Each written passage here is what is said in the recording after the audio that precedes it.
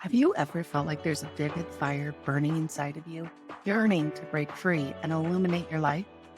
That, my friend, is your vibrant life waiting to bloom. Welcome to the Vibrant Life Podcast. We are here to empower women just like you to liberate that vibrant life, to live authentically, and to harness the power within. Our journey will take us through the enlightening realms of energy healing, goal setting, spiritual awakening, and so much more. We're stepping into the light of self-acceptance, of owning our power and potential. If you have been yearning to dive headfirst into the world of entrepreneurship or awaken your spirituality or simply make peace with yourself, your search ends here at the Vibrant Life Podcast. As we embark on this enlightening journey together, we promise to hold your hand through every step of your journey to a more vibrant life. Your adventure to true empowerment and authentic living begins here. Tap into the vibrant life you've always dreamed of. Subscribe now and join us at the Vibrant Life Podcast. Embrace your vibrant self. Until then, shine on. Shine on. I'm Cassie, I'm Audrey. and this is our first episode of the Vibrant Life Podcast. Today we're talking about tapping into your intuition. So, Audrey, how do you tap into your intuition? I tap into my intuition in lots of different ways. I feel like I need to just start from how I figured out I had intuition and I needed to tap into it. Yeah. I was talking to a neighbor and she said something about seeing our neighbor's aura. I was like, what? You can see auras? And all of a sudden it was like, light bulb, you can do cool shit like that too. So I sat with it for a little bit. It led me to a few different things, exploring my intuition. I found meditation. And meditation was amazing. It kind of led me down a rabbit hole of who I am and what am I doing here and how do I get information. So tapping into intuition for me is a daily thing, sometimes an hourly. Sometimes I check out for a while and I'm just doing my human thing. But it all comes back to who am I? Where did I come from? What am I doing here? And then knowing that all the answers I need in life are found in quiet. Okay. That I can find answers that way. How do you define intuition? I define intuition as an inner knowing of the bigger picture. I consider myself a spirit having a human experience. Okay. So my intuition is seated right here in the third eye, and that's where my higher self comes in. And sometimes your human self, your ego takes over and kind of runs things for a while, but all it takes is some good grounding deep breaths. Maybe something a little bit more than that, depending on how things are going, but it is listening to your higher self give you guidance. Interesting. So do you feel like you always have to have quiet No, to tap into your intuition? Absolutely Or is it like not. and do you think it's a learned skill? it kind of is a learned skill. We're all programmed to do things a certain way and act a certain way and be a certain way. For example, I went to school and then I had to go to college and then I had to get married and then I had to have children because that's what you do. That's what you do. That's what you That's do. what you do. We were talking about this the other day. Yeah. We both got married because that was the next step. It was the next step of searching, of Right. like You've been dating for so long, you're at this certain age, or you've hit this milestone of graduating college or whatever it is. But that was the next step that we felt like we were supposed to take. Intuition, I feel like, is when you tap into kind of your gut. When I started finding my intuition, for me it was more actually trusting it. I think the way that I was raised was to shut down a lot of my own instincts. I just didn't trust myself. And I think when my marriage was falling apart, that's the first time my therapist was actually like, well, you already know what you need to do. You just need to do it. I was like, am I allowed to do that? And I had to work through that. Like, am I allowed to do that? Am I allowed to listen to my own wants, needs, and my gut instinct? And I spent a lot of time hiding from my own intuition because I think I had gotten myself into a relationship that I knew it wasn't right for me, but I was supposed to continue forward. So I spent pretty much all of my marriage being like, we're not going to dig into that. Sure. Because it's terrifying. Because once you tap into it, it's hard to ignore it. You can't shut it off because You your can't higher shut self it is like, off. This Right. This is not what you're doing. supposed to do. And then you have to act on it. Like, so if you can ignore it. But for me, it really tapped into kind of similar to you, I think, was, you know, my therapist was like, you know what you need to do. And then once I once I was like, okay, yes, and I gave myself permission to listen to it, in that particular instance, I was able to take action very quickly and to do it without a lot of doubt and guilt and this like kind of strife that I had been feeling for years and years and years. Like I didn't even know you could live without that. But then when you tap into it. So for me, it wasn't meditation. It was more journaling that I started out with, which is interesting because I don't journal today very much. But if I feel really lost, I will journal. But at that time, I had a newborn, so it wasn't like I had a lot of quiet time. So it was journaling. I'm a researcher, so it was a lot of reading about things and for once asking myself, do I believe this? Or does this align? Or does this feel true? And trying to tap into that. And then I got into meditating after a while. Yeah. So it's interesting. So today I feel like I can do just like a quick gut check as I'm doing things, but I feel like I'm still learning how to trust it. Yes. The letting go piece. The losing control. Yeah, you're taught to control all the situations. Right. You're like, I need to control this and this and this. But I think what you said about feeling if things resonate with you or not is super important. There's so much information out there. There's a lot of interesting people out there sharing what they believe in things. And so I think researching all the things and figuring out what feels best to you, what resonates with you, that's what makes you your authentic self, is finding the things, the pieces that make you whole. So it's super important to know that journaling wasn't my jam, but you know that you can rely on it if you really need to. Yeah. I do the same thing. If I am really questioning something, I have to write it. So I do meditate, which meditate can look like a million different things. It's not sitting and being still. It can be driving in the car, it can be going for a walk, it can be working in your garden or painting a picture or anything that brings you quiet where you can kind of tune into your breath, but it's also not shutting your brain off. Nobody can sit in a dark room and shut your brain off and not have your mind go, blah. There's a million things happening there, right? So here's the part that when I was first starting to meditate, and I still struggle with this, you would listen to the headspace things and they'd be like, okay, we're getting situated. And then be like, okay, now just notice your thoughts. And I have ADD. I don't know how people do that, but I'm like, which one? There's 30 in there? Then what? I've noticed them and I'm not supposed to do anything. I'm such an action-oriented person.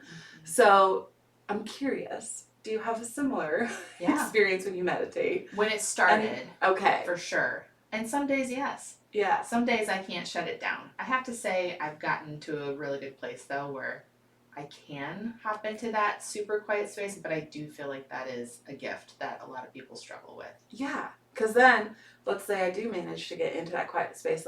Now what? Like, what do I do? Because my attention is not going to stay here very long. Yeah. So, yeah. That's absolutely fair. I And I know I'm not alone in that. You're not alone in that. I really love guided meditation too. I do too. Yeah. I like music. I feel like the music helps to make me feel the warm tinglies, like to raise your vibration. We were talking about when your thoughts get scattered. When your thoughts get scattered, yeah. Like, so once you're in that quiet place, how do you stay in that quiet place? How do you stay? That's why I like it. What are you supposed to be doing? What's the point of being in a quiet space? Right? I think when your thoughts get scattered, you just identify, okay, I had a thought, okay, I had another thought, and then see if you can focus on your breath. For me, I like grounding activities where I envision actual roots growing from my body into the earth, and then I envision the fiery ball in the middle of the earth and I connect to her and I pull down, and that's called grounding. You can do grounding a million different ways. You can go for a walk, you can take some deep breaths, you can drink water, you can get in the water, you could take a bath, you could use Epsom salts. Like whatever salts is also really good to help ground you down. You can take a metal spoon and run it down the bottom of your feet. I've never heard of that one. Just for a quick grounding exercise. Interesting. But that helps if all of your energy is focused up here. If you can bring that energy down and ground it, it'll help get you out of your headspace. Hence the name, I believe, and kind of get you back in tune. Like you want all your energy to be balanced. I like this. Balanced. Balanced, yes, without getting into too many details about what I do for energy balancing. Yes. Okay, so how do you feel tapping into your intuition has helped you? Immensely. So remember that status quo. You gotta do this, do this, do this, do this. This, for me, started during the pandemic. So it was like, okay, the world shut down. Why am I here? The sky is falling. It was a time of intense fear. Like, so much fear. yeah. I think that's what triggered it, honestly, was the fear. I think that you described that emotion perfectly. Yeah. So that immense fear and trying to navigate it. So then it led to this discovery of who am I, and the first thing I realized was all the toxic situations that were around me. And it started this profound journey of figuring out who I am, who I want to be surrounded with, and then bit by bit I kind of changed my life. I changed my job. I changed my job again. I cut out friends that didn't really help me feel fulfilled, didn't resonate with me. I was looking for my vibe tribe, which I really want to use vibe tribe in this podcast. I feel Vibe like tribe, that's our people. right. It's who we're calling in. It's who we resonate with. It's who we understand with, and who we don't judge. Right. There's so much judgment. I judged this person and that person and that person, and that's what we were taught to do. We were taught to judge and compare ourselves to somebody else. Right. And anyone not specifically on that same path with you, or like different, was scary. And I think in some ways that is ingrained with us within our culture, but there's so much blessing that you can have when you go out of it. I mean, growing up, I did travel the world, and I feel like my parents did a good job of showing us, you know, the different cultures, and that different isn't bad, but there was still certain criterias of, they can be different some ways, but they still have to, you know, believe these things or dress this way or act this way or whatever. And I think different cultures or beliefs were approached with a lot of fear. But that's getting off topic. What I was going to point out while you were talking was that this is a journey. It's little changes. Because I think sometimes as women, we're out looking at the internet for answers to a specific problem, or we can just feel like, oh, we're doing everything wrong, or I have to fix everything today. But for both of us, this has been, I mean, for me, it's been like a 6-year journey. We've both tried different jobs. We've both, you know, found people that we thought we were going to connect with, and maybe we're not connected with them anymore. We've changed a lot of things in our lives, but it's been one step after another. So it's not like you're going to tap into your issue today and just throw up your life and, you know, burn it all to the ground. Because it's also a learning process of what is the next thing for me right now? What is good for me right now? And for me, I am very much goal oriented. So for me, it was checking in with my intuition and saying, what ball can I move forward today? What is the next thing that's going to make the biggest impact on my life, or what do I need? And some of that starts with intuition, because you need to know what kind of goal you're setting. You need to know, I do it in like a seasons method. So do I need a season of rest? I'm going to set completely different goals based on where my energy is at, and you have to tap into yourself to know where your energy is at. And I think that was the biggest change for me, is I went from just like go, go, go, go, go all the time, always feeling behind, always feeling never good enough, always feeling like I should be doing more, wanting more, needing more, to then being like, okay, I can trust myself. This message, whatever it may be, is not serving me. This goal, whatever it may be, is not serving me. It's okay if that's for other people, but for me, I don't need a super high pressure job. Maybe that's not best for me right now. Might be in the future. I'll check in with myself then and figure that out. Absolutely. So it was hard to lose the control, but then there's also freedom in that, of that I don't have to have all my answers right now, but I'm also not just being some puppet that's moved around by some entity that I have no access to. Absolutely. If that makes sense. Yeah, no, that makes a lot of sense. My new favorite phrase is, yesterday is history, tomorrow's a mystery, today is a gift. That's why they call it the present. Oh, And I had to so, make that right. Oh. And so that to me is, I don't have to worry about what's coming. I've learned to kind of use that intuition to be mindful and aware of what's happening right here. But that was a long process to get there. Yeah. Like, I think my journey is a little bit shorter. It's been about 4 years now. But to look where I was 4 years ago on this, you do this, you do this, you do this, you do this, to now I'm like, hey, I've got amazing friends. I've got an amazing job. I really help the community. like I parent in a completely different Yeah. manner. That was a huge thing too, because I felt like I needed to parent my kids like everyone else parented their kids, and guess what? That doesn't work for us. Right.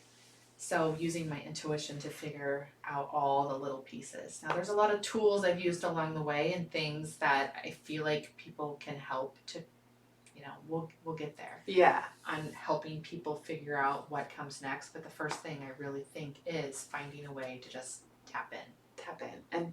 And pushing through any fear that you have to tap in. Mm-hmm. And trusting that you can trust yourself. I mean, for me, that was a big piece of first figuring out how to actually tap in.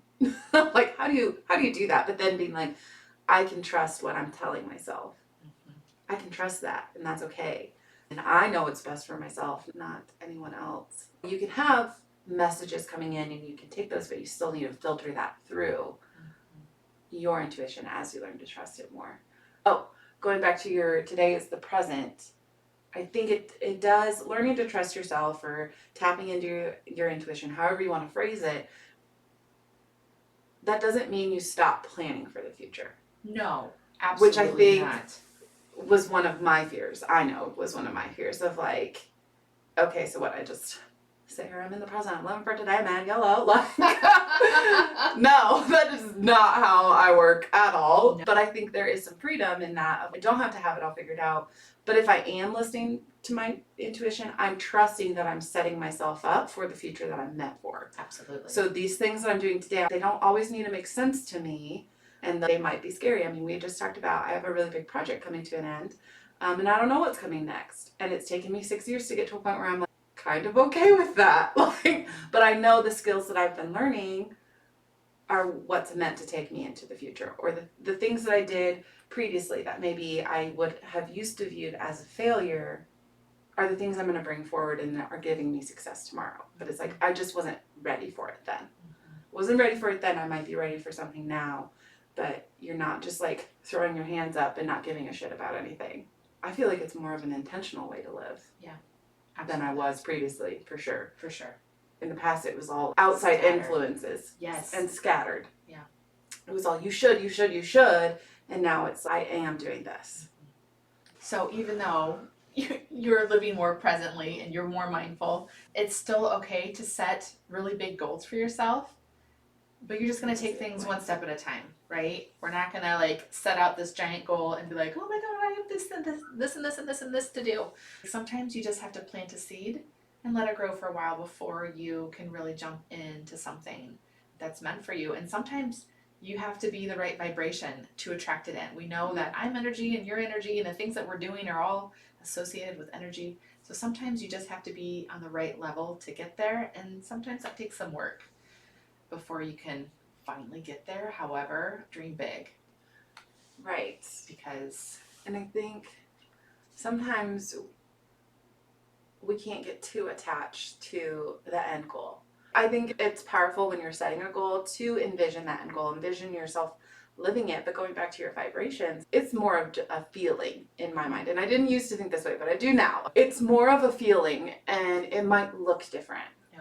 So, for example, my dad died 7 years ago, and my mom was completely lost, but she wanted to travel the world, right?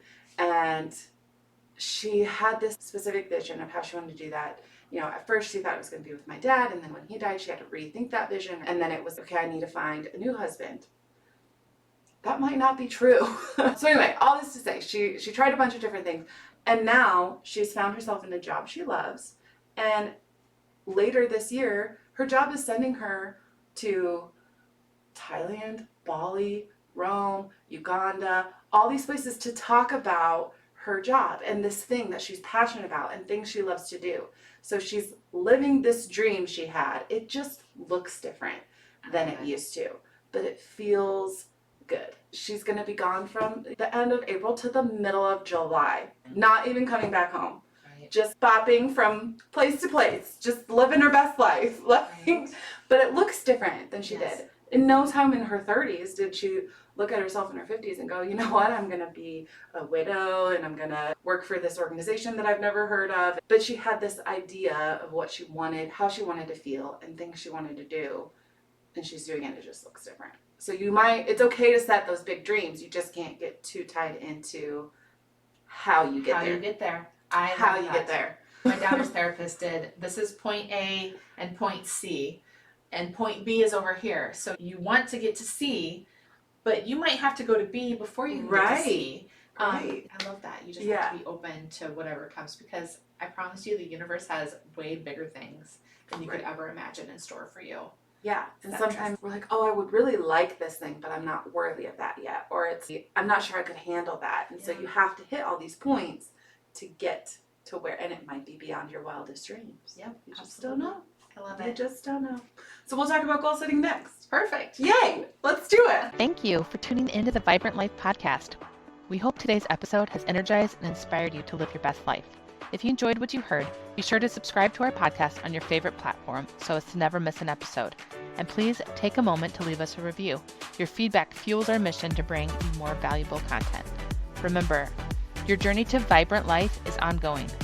Stay connected with us on social media at Vibrant Life Society for daily tips, motivation, and community support. As we wrap up today's conversation, we encourage you to embrace each moment, pursue your passions, and prioritize your well-being. Together, let's create a life that radiates with energy and purpose. Until next time, live vibrantly. See you in our next episode.